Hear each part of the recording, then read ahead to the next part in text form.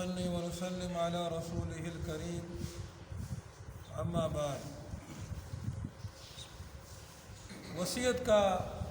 وصیت کے احکام کے بیانات جاری ہیں، اور سورۃ البقرہ کی جو آیتیں جس کی تفسیر جاری ہے وہ وصیت کے احکامات کے متعلق ہیں، اس کو پورا کرتے ہیں۔ آخر میں فرمایا فمن خاف من موص جنفا او اثما فاصلح بینہم فلا اثم علیہ۔ جو شخص وصیت کرنے والے کی جانب سے کسی جانبداری کا یا گناہ کا خوف کھائے پھر ان کے درمیان صلح کرا دے تو اس پر کوئی گناہ نہیں۔ بعض مرتبہ ایسا ہوتا ہے کہ وصیت کرنے والا خطأً یا عمداً وصیت میں کوئی ایسا طریقہ اختیار کر لیتا ہے جس میں کسی وارث یا دوسرے کسی رشتہ دار کی طرف میلان ہو جاتا ہے اور وصیت میں عدل باقی نہیں رہتا۔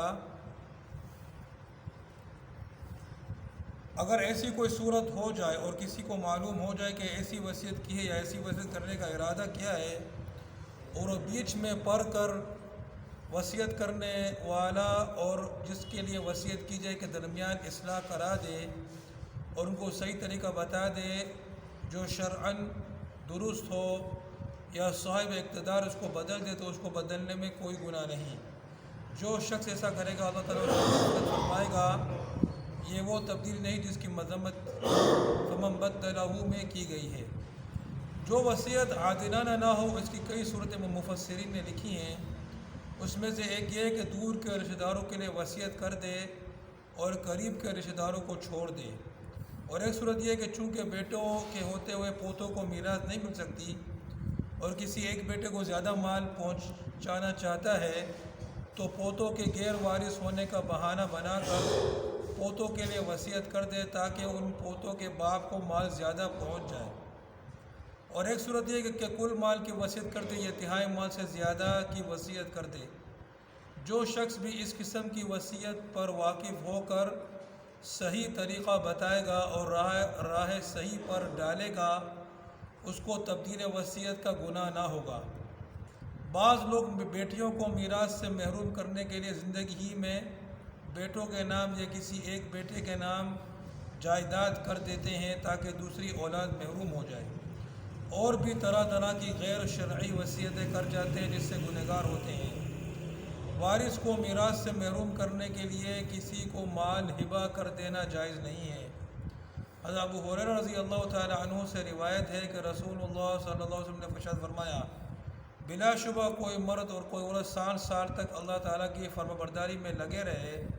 پھر ان کو موت حاضر ہو جائے اور وصیت کرنے میں کسی کو ضرر پہنچانے کا پہلو اختیار کر لیں تو ان کے لیے دوزخ واجب ہو جاتی ہے۔ حدیث بیان کر کے حضرت ابو ہریرہ رضی اللہ تعالی عنہ نے سورۃ النساء کی آیت من بعد وصیۃ یوصی بها او دین غیر مضار تلاوت کی اور وذالک الفوز العظیم تک پڑھی۔ انس رضی اللہ تعالیٰ عنہ سے روایت ہے کہ رسول اللہ صلی اللہ علیہ وسلم نے ارشاد فرمایا کہ جس نے اپنے وارث کی میراث سے کوئی حصہ کاٹ دیا اللہ تعالیٰ جنت سے اس کی میراث کاٹ دیں گے۔ یہ جو وصیت کی بارے میں جو احکامات پڑھ رہے تھے اس کا اختتام کتاب میں یہاں پر ہوتا ہے۔ آگے جو ہے وہ صیام یعنی روزے کے احکامات آ رہے ہیں، تو یہ پہلے یہ پڑھا تھا فمن بدلہ بعد ما سمعہ فانما اثمہ علی الذین یبدلون، کہ اگر کوئی وصیت کو بدل دے اس کے بارے میں پڑھا تھا تو وصیت جس نے بدلی ہے اس کو گناہ ہوگا۔ مثال کے طور پر جو ہے اس نے کسی کے لیے وصیت کی ہے اور وارثین جو ہے وہ اس کو جانتے ہیں، اور ظاہر ہے جس کے لیے وصیت کی ہے وہ اس کو نہیں جانتا ہوگا،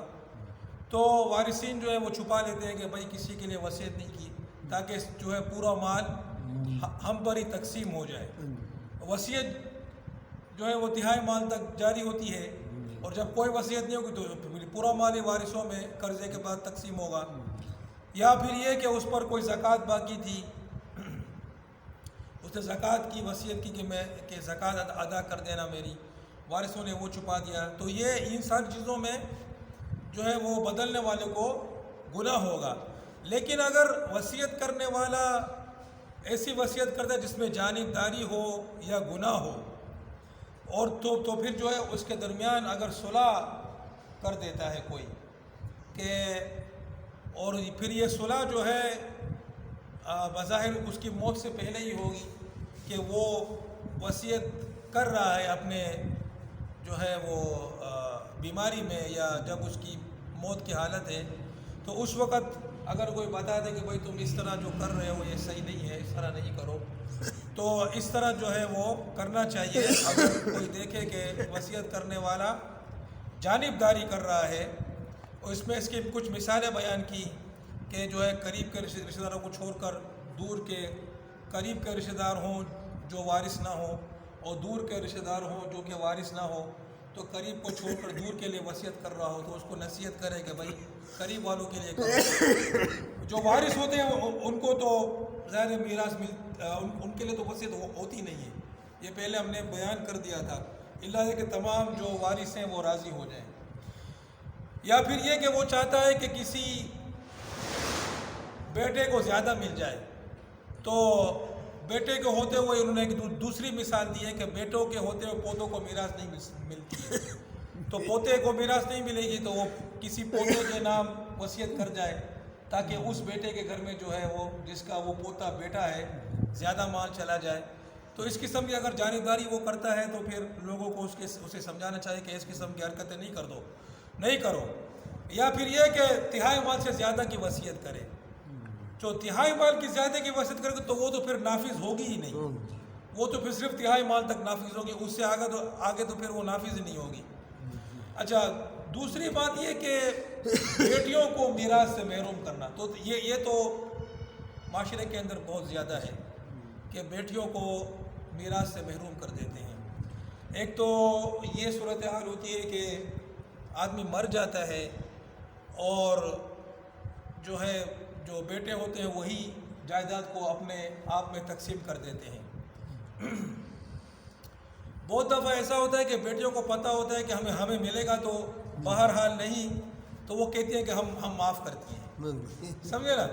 وہ معاف کرنا ان کا جو ہے نا وہ ایک رسم ہوتی ہے، دل سے نہیں معاف کرتی، وہ رسم ہوتی ہے کیونکہ ان کو پتہ ہوتا ہے کہ ویسے بھی نہیں ملنے کو ہے،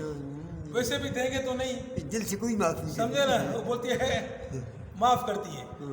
اور بعض دفعہ یہ بھی نوبت نہیں آتی کہ وہ بولے معاف کر رہے نہیں کر رہے، بس اس کو دینا نہیں ہوتا ہے۔ تو یہ چیزیں خصوصاً گاؤں میں تو بہت زیادہ ہوتا ہوگا، بھائی ہر جگہ ہی ہوتا ہے، وہاں پر زمین و جائیداد کے جو معاملات ہوتے ہیں۔ اچھا، دوسری بات جو گاؤں وغیرہ میں ہوتی ہے کہ نسل در نسل جو ہے وہ گزر جاتی ہے مگر کبھی بھی وراثت کو تقسیم نہیں کیا جاتا ہے۔ پردادا مر گیا، ابھی بھی زمین جو ہے وہ تقسیم نہیں کی، پھر دادا مر گیا، دادا کے جو بھائی تھے سب کے سب مر گئے، ابھی تک تقسیم نہیں کی، دادا کا بیٹا آ گیا، ابھی تک تقسیم نہیں کی، نسل در نسل گزر جاتی ہے،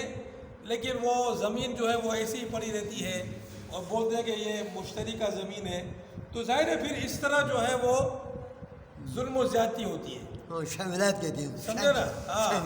ہاں، شاملات ہیں۔